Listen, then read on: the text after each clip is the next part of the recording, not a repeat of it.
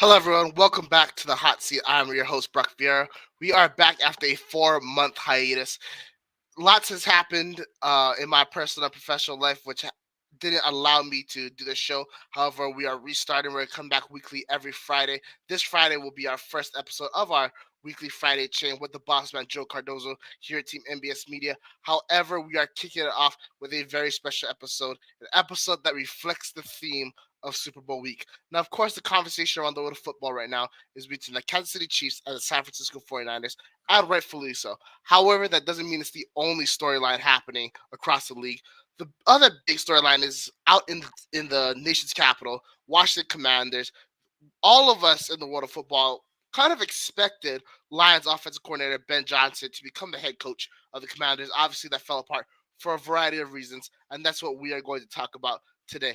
Joining me on the show is Mark Wilson. Now, Mark Wilson is a brother to me, a guy who I have had the pleasure and opportunity to bond with over these past several months, especially in the world of betting. That's where me and him, most of our conversations go. But this man is a knowledgeable person in the world of sports. Mark Wilson is a Team NBS Media lead writer in the NFL, NBA, and TV and movies. He's a Philadelphia native. He covers the 76ers extensively for Team NBS Media. He understands the team. He understands the ownership group that owns the team, of course, spearheaded by Josh Harris, the same owner of the Washington Commanders. He'll be coming on the show today to talk about the ownership, what is ownership overstepping, and is Josh Harris another bad owner in the long history of bad owners that the Washington franchise has had. Welcome to the show, Mark Wilson. Mark, how are you doing today? I'm doing good. Thanks for having me, brother Brock. It's good to be here. Welcome Of back course. yourself. Yeah, absolutely. Now, we spoke last time about the NBA. We're going to transition to the NFL. But before we do that, let's talk about that mask. I mean, that when you talk about fashion choices, we've seen good fashion choices, we've seen bad ones, but nothing that's made a statement quite like that. What was the inspiration behind you wearing that mask today on the show? I mean, for me, as a writer, I like to be behind the scenes. Meaning, I'm not a big fan of having my face shown everywhere, and we talking sports, and I might want to pop off. So, I just want my face hidden, and plus, I just want to have a little fun, man. That's all. I just want to have a little fun. Yeah, absolutely, and definitely, it's going to be a fun show and a fun time, especially with that outfit on. For all of you who want to read Mark's work, Mark's, like I said, he has worked extensively NFL, NBA, and the world of entertainment. You can find his work at Team NBS Media, where trust me, he is very opinionated about the topics that he writes about, and you're going to see that opinion today as we talk about the Commanders. Let's kick it off. You and I have talked before about this Ben Johnson situation. What is ownership overstep, and is Josh Harris the right man for the job? What is your take about the situation? Ooh, the Commanders. Well, to begin with, they did a good thing. Snyder's gone. So you got a clean house. This Ben Johnson situation is a little different because, for one, be honest, we weren't there. We have no idea what was said or what was about to be said or what was planned out. I mean, he had a good situation in Detroit. Like, would you really leave that at this particular moment for a team that don't know where they're going? New management, and as he said, basketball guys. Well, those basketball guys know how to build a winner. I don't care what sports you in. If you can build a winner, you can build a winner. So, who's there now? Dan Quinn. Yes. So, if Dan Quinn comes out and wins, how much of a fool does Ben Johnson look like then? Because he's following basketball guys. That's where that's where I draw the line. Like I didn't like that basketball guy's term because that's not solely that's not solely true. Like they basketball guys looked at you and said, "Hey, we want to give you a shot." You said, "No, I'm good." Yeah, you might not get another shot because your name is now mud in the NFL. So that's how I feel. No, you're absolutely right, and I think you and I can both agree that appearance is everything in terms of getting a job from a coaching standpoint in the NFL. That's why we see a bunch of guys get recycled that probably shouldn't have, and so you see some coaches fall upwards when they should be falling out of the league. With that being said, I want to take that term basketball guys and just kind of dissect that for a second. Obviously, you have covered the 76ers extensively. Josh Harris and his ownership group is the owners of the 76ers. Can you talk about how you feel how he has managed the Sixers during his tenure? And do you like it? Do you not like it? What are your thoughts when it comes to them? Well, one thing I learned about Harris is that he's not. Oh, God, Greg, I'm sorry, Greg. Please don't kill me. He's not. He's not like Jerry Jones. Like like he owns the Sixers, but all you hear is Daryl Morey.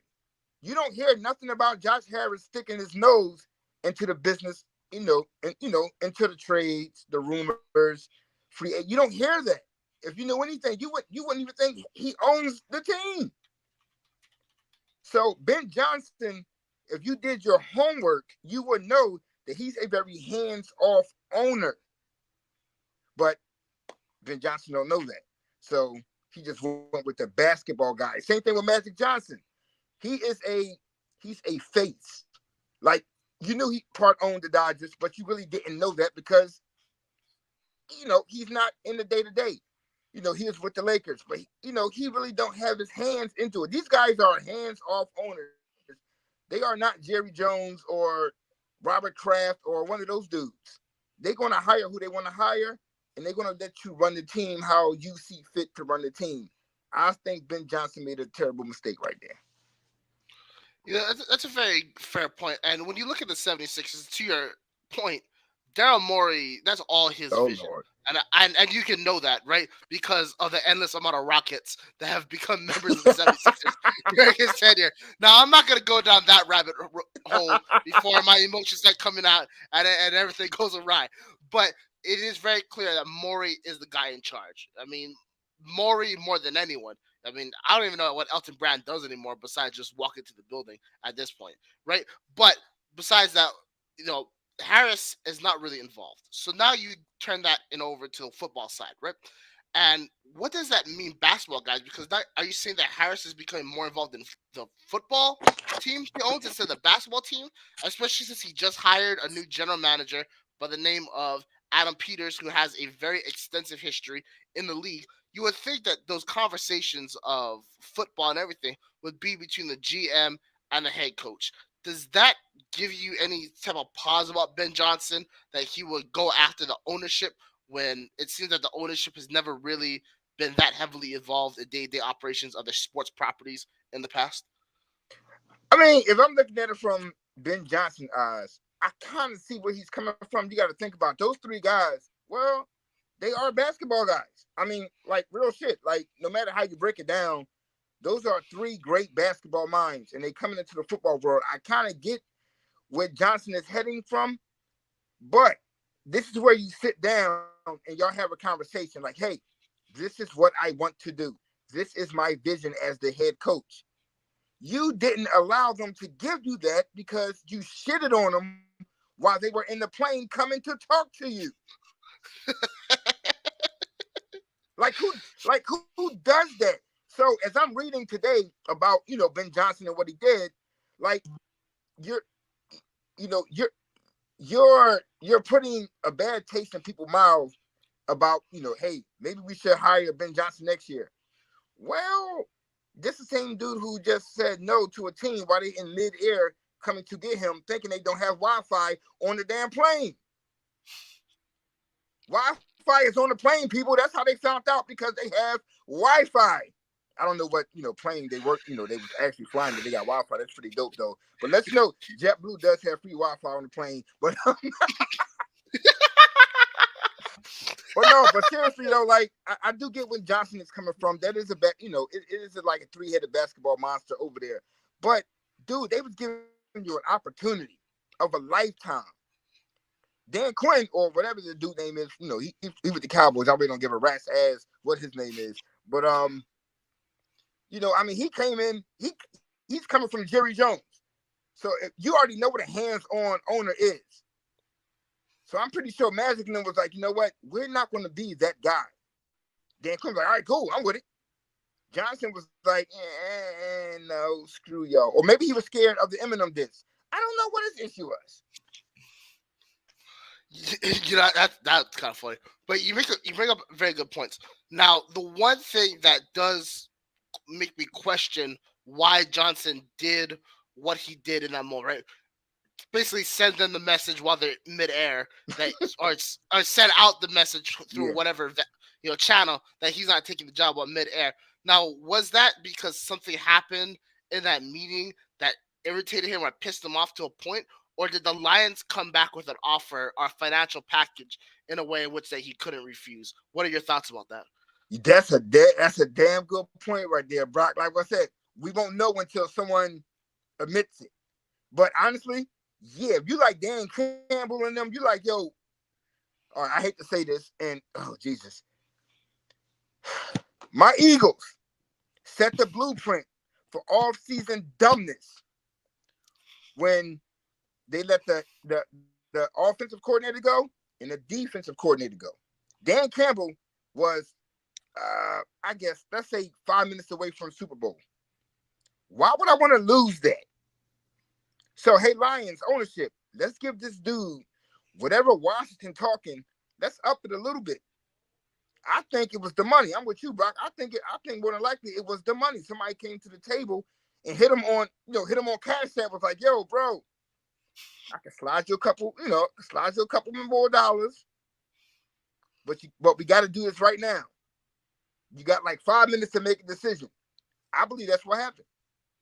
Yeah, and like you mentioned, until we find out the truth, we'll never really know what exactly happened. But one thing is clear: Ben Johnson's staying in Detroit for next season, and the Commanders have a new head coach in Dan Quinn.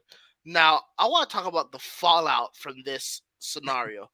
Now, they were flying up to Detroit. I think there was also talks that they were planning on speaking with Aaron Glenn, the defensive coordinator of Detroit, as well.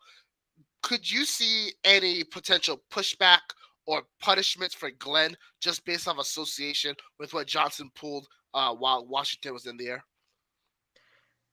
I mean, if I'm Aaron Glenn, even before, Aaron Glenn name was already in the mix, but we all know they wanted Ben Johnson more. So Aaron Glenn was like, hey, you'll be the fallback to the fallback. But since we already in the air, we're going to give you that option that, hey, hey, we want to talk to you. But honestly, they didn't want to talk to him. They was coming in to talk to Johnson. But, to save face, they couldn't land and then turn right back around. They was like, oh, we might as well go talk to this guy too. We're already here. So, I feel bad for Glenn because, you was like the ninth option. You just happened to be at the right place at the right time. Yeah,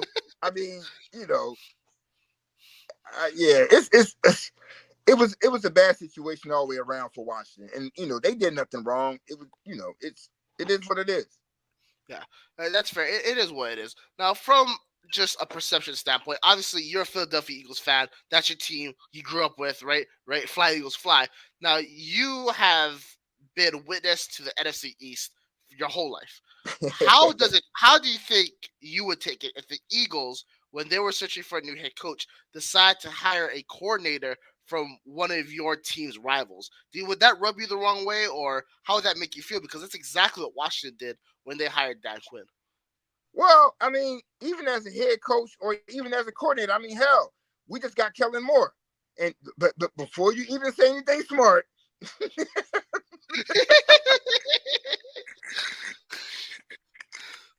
before you say, but you gotta think also, we talked like the Eagles history. Remember, Andy Reid shipped McNabb over to Washington. Not in the middle of his career, but towards the end of his career. So that NFC East and the way they operate, but losing Dan Quinn from the Cowboys going to the Redskins, yeah, that one for the Redskins has got to hurt. For the Cowboys have got to hurt because, and once again, Greg, I'm sorry, please don't kill me. We can sit here and talk about the mistakes that Dan Quinn made during the playoffs, but we cannot disregard the progress that he made with that team. That was one of the best defensive teams over the past 2 years. So we just gonna forget everything he's done in 2 years over a playoff game? So now he's a bad coordinator because your team gave up 150 points. How about y'all tackle? So now, I see that from the Cowboys fans. Oh, I'm so glad he left because he was trash. He wasn't trash when y'all was racking up 60 damn sacks. He wasn't trash then. He wasn't trash when Bland was picking off 5 straight touchdowns, pick for touchdown. He wasn't trash then. Now he's trash? Miss me with that. Mm-hmm. I'm happy he's gone from Dallas to Washington because they don't have no good defensive players. So the Eagles could whoop their ass. Hey, they have some really good defensive tackles, and you guys are probably about to lose a Hall of Fame center. So I wouldn't be too confident yet, but you guys should be able to beat them over the air. Now, what I want to follow that up with is one. Dan Quinn wasn't the reason why the defense looked so bad. None of those players of the Cowboys showed up, I think, against the Packers. They thought it was going to be a walk in the park, a breeze, and they were obviously given a very rude awakening. And you can see that from an effort standpoint. So that's not a Dan Quinn problem. Kellen Moore, all I'm going to say is, oh, damn. I wish you and No, the rest of the Brock. Eagles, when y'all are looking for a new head coach next year, I hope you guys get an excellent candidate. Maybe you guys might get Ben Johnson next year because getting Kellen Moore is going to make Jalen Hurts regress in a way that I don't even want to think about anymore. However, I wish you and the Eagles the best of luck, and we're definitely going to continue this conversation in a second. We just got to take a quick commercial break, and we'll be back with Mark Wilson talking about the Washington Commanders and bad ownership.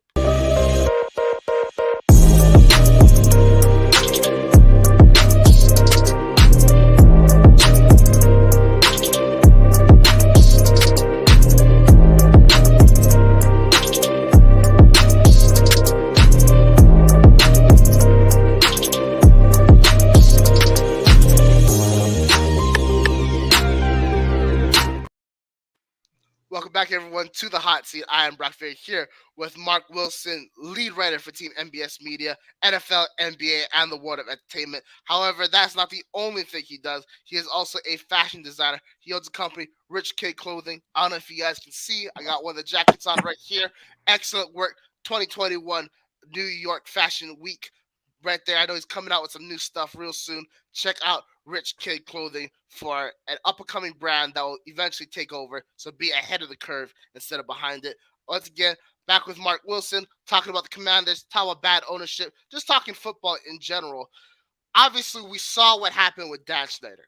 I don't really need to rehash everything, but three points are very clear. One, Joe Gibbs winning you your last playoff game in like 2005 is a sign was failure.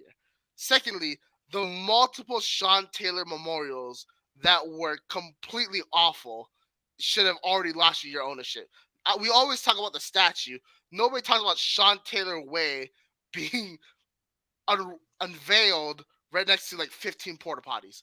That was, how are you going to bring the family to the stadium and have them take a family picture next to 15 porta potties? One of the most ridiculous things I've ever seen. And of course, the last part was the fact that they never was able to establish a winning culture with the variety of head coaches they brought in, whether that be Jim Zorn, Jay Gruden, Ron Rivera, Mike Shanahan, however that may be. Josh Harris has come in. He's trying to revitalize that franchise, do a whole new stadium, kind of all that. With your experience as Harris as the owner of the Sixers, do you believe that he's the type of owner that can get them to a championship level?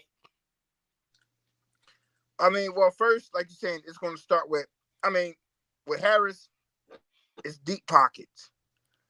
Now the issue that not that I have with Harris, let me rephrase that. Because Harris is he's coming after Michael Rubin.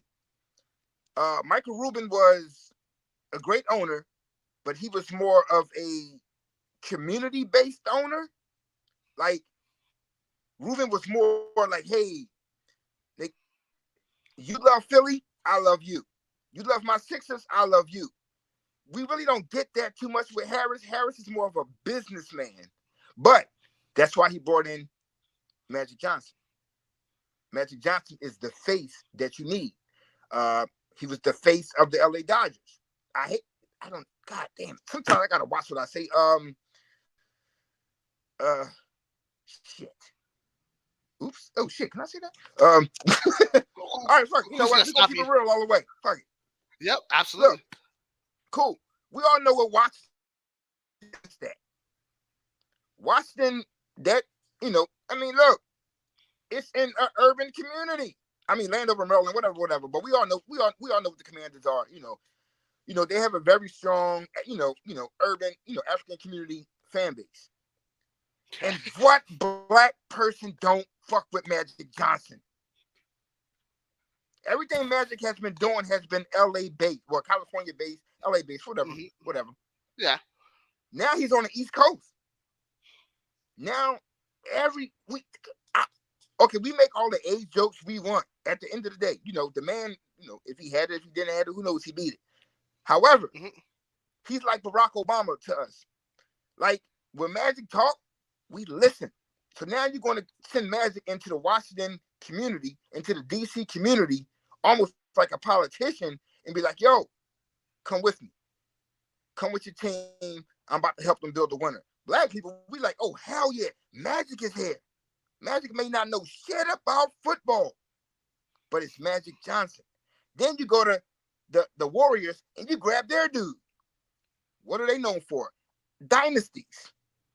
Josh Harris don't have to touch nothing but a checkbook and know his PIN code to the ATM to start paying these people. The man is a smart businessman. I don't need to do anything. I'm going to go get the people that's going to bring the people to me. That's what he did.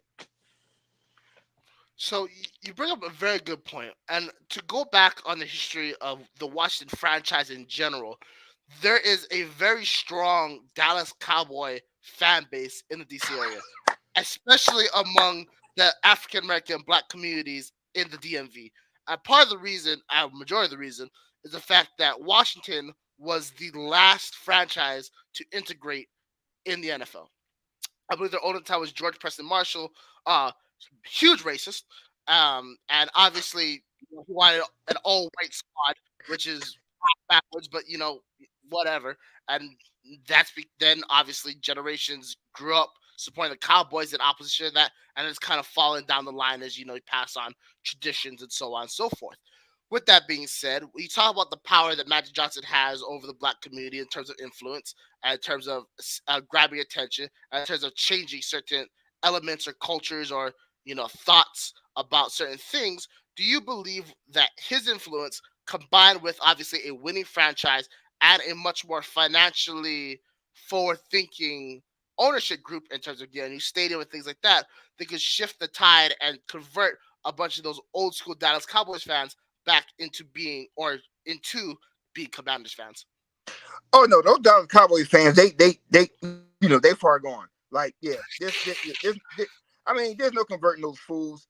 I mean, even they haven't won in like 100 years, and they still loyal. So yeah, they just crazy. So yeah, there's no way they turning Cowboys fans back into wait, Commanders. I don't even know if they're gonna keep that name. Like who knows what who knows what they're gonna do. But yeah, those Cowboys fans are now, yeah, they done for good. Yeah, they too far gone. Yeah. That's fair. So the last question I have for you before we wrap this up, and we talked about all the different influences and people Harris has brought in for certain things. Obviously, we talked about them bringing in some Golden State people. I believe Bob Myers was part of that, to kind of oversee, obviously, a new general manager, things like that. Do you see a timeline based off the people that they have right now in which we could see a consistent contender in Washington being built, like in 5 years, 10 years, or do you think no matter what they do, it's going to be a failure no matter what? I mean, we got to think. Last year or the year before, I mean, they were up there. You know, I mean, the issue. I'm not gonna put it all on the previous owner, because you can't. Rivera was not the coach for them. I think he was a little bit too much old school for them. Then they went and traded their best defensive players this trade deadline, which I'm still trying to wrap my head around that shit. Um, one went somewhere, I think Chicago, and became their leading sack dude for the year. Uh, the other Chase Young, he's in the Super Bowl, right? Yep. I'm like, what the fuck? Like, what was y'all doing? And then, you know what? And then, shit. All right, we ain't even touch on the bullshit that's going on with Eric Bieniemy. Talk to him. Right? It's so much crap going on that that the new group got to clean up. But it's oh my god. But anyway, back to your question: do I see them as contenders in maybe 5 years? No, because you still got Philly and you still got Dallas right there. They both still young teams. You can't get past them. They can't. Yeah, you're absolutely right. And obviously, Philadelphia and Dallas both made the playoffs this year. I believe they made the play. Actually, they made the playoffs the past 3 years, both franchises. And also, the Giants made the playoffs last year. Last time Washington was in the playoffs was the 2020 COVID season. Montez Sweat, of course, was traded to the Chicago Bears, where that he became um, one of the highest paid players in the league. I think signed $100 million contract and ended the season as like the sack leader for the Bears and the Commanders. Something ridiculous. Chase Young got traded to the Niners, where he hasn't looked that great. Some of his love for the game and effort is being questioned right now. So we'll see how that works out in terms of his future. But those two guys were promising stars in Washington, and obviously neither of them are there. Quite frankly, Washington has lost a tremendous amount of pass rushers these past maybe 5-6 years. Ryan Kerrigan, of course, retired after a random stint with the Eagles that we all kind of forgot about. Um, Obviously, I talk about Smith, I talk about Young. Preston Smith ended up being lost to free agency, and he went to Green Bay, where he has been a stud ever since. Just it's going to be interesting how they address that concern because they keep rotating through pass rushers left and right. Now, the current situation with Commanders is this: they have a new GM. They're probably going to select a quarterback in this draft. They brought in Dan Quinn to be their head coach. They brought in Cliff Kingsbury to be their offense coordinator, which, as you mentioned, left Eric Bieniemy out of a job. And Dan Quinn has come out and publicly said Eric Bieniemy is no longer basically a member of this organization. What is going on with Eric Bieniemy? Was it a Commanders problem? Is it an NFL problem? Is it the color of this general area problem? What is happening with EB? Because it's mind-boggling how not only does he not have a head coaching opportunity, he doesn't even have a coordinator job lined up. Now, for everybody watching the show, you see I got this mask on. I don't know if you can see my hands or if you can see my eyes, but I'm like black, son. So when I'm talking, I'm not coming from a point of any kind of racism. So prior to EB getting this job for the past 3 years, us black folks was on every part of social media saying, yo, he's not getting the job because he's black. They don't want to get his black man opportunity. Now you starting to see, yo, it's more like the black coaches in the NFL, they just keep leveling up. While EB is going down. So it was never about the color of his skin. It's about that man's mind state and how he operates. Some people are just born to be a second in command. Some people are born to be janitors. I mean, everybody's not born to be a CEO. Everybody's not born to be a leader. It's one thing to be an offensive coordinator. It's another entirely thing to be a head coach who's over the OC and the DC. Bieniemy is, he's not that guy. And to further my crap about Bieniemy, look at it like this. I've not known Andy Reid. I don't know that big dude, but you know what I mean. He coached the Eagles, so I know who he is. So the question in Kansas City is it Bieniemy or is it Reid? I guess you got your damn answer now, don't you? Mm-hmm. They lost Tyreek Hill, Super Bowl. The following season, they lose Eric Bieniemy, and where are they at right now? Back in the damn Super Bowl. So the question is Bieniemy really as good as people making him out to be? because I have never heard a player come and really defend him. I've heard people talk bad about him, but I've never heard a player. I've heard analysts, I've heard fans. I never heard a player really come out and say, you know what, EB ain't EB is not everything that they making him out to be. I've never heard a player come out and defend that man's character like that.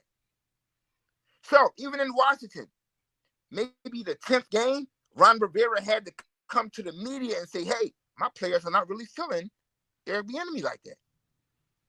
There's an issue everywhere this dude goes. So, once again, Black History Month, that's cool. The man ain't getting a job. It's not because he's black. It's because the man is not mentally stable enough to hold that job and to be a leader. Booyah!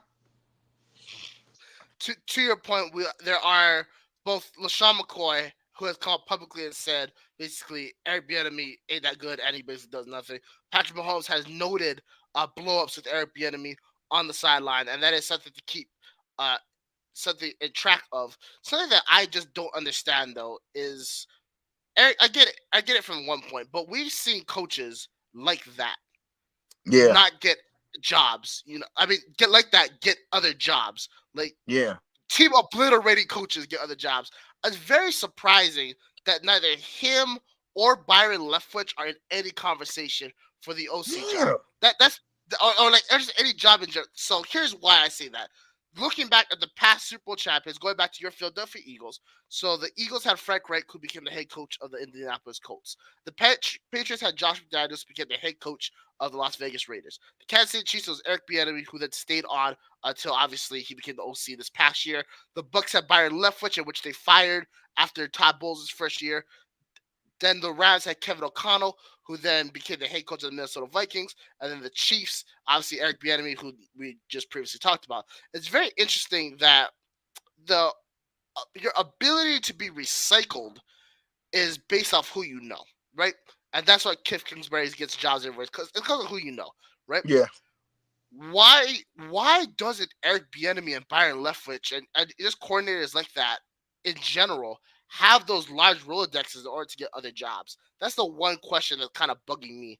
Do you have an answer for that? It's like for instance, oh god, all right. So I'm like Joe. I started my own website years ago. In 2013. To this day, I still have writers who like, hey, who you writing with? Can you bring me on board? Meaning, if you're a good dude, people gonna want to follow you, or they're gonna want to speak up for you. No one is speaking up for Leftwich, and no one is speaking up for the enemy. There is a reason why they're not doing it. They're not respected. Frank Reich sucks hot ass. True indeed. He's living off of what was it? 38-3? Okay, something like that. He's living off a 38-3 comeback, and he's living off of Carson Wentz. Pretty much. They call, he's a quarterback whisperer. No, he's not. He fucking sucks. But we know that like my man has Sam Howell leading the NFL in passing yardage. He's not a terrible offensive coordinator. Leftwich will not last. You can lead Tom Brady, but they won a damn Super Bowl with Leftwich right there. So obviously the talent is there. It got to be something within them two individuals, man, that's not clicking.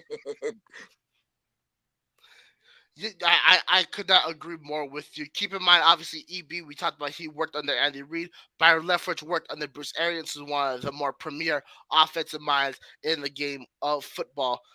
Dave Canales, Byron Leftwich's replacement, helped the Buccaneers reach the playoffs and is now the head coach of the Carolina Panthers. Obviously, these are guys that are able to build relationships with their players. And we're seeing guys like Leftwich and Bieniemy, maybe they're team obliterators, maybe that there's something not clicking there, and that's why they're out of the job.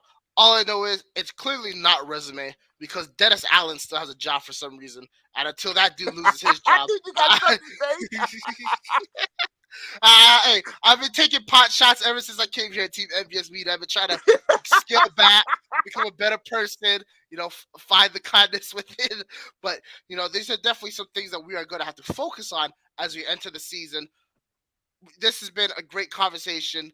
You're obviously a guy that has paid attention to your Eagles and everyone around them. Is there any possibility Washington is able to compete for the playoffs this upcoming season? It depends on that draft. Like we still don't know what they're gonna do with how. It depends on that draft. That's all.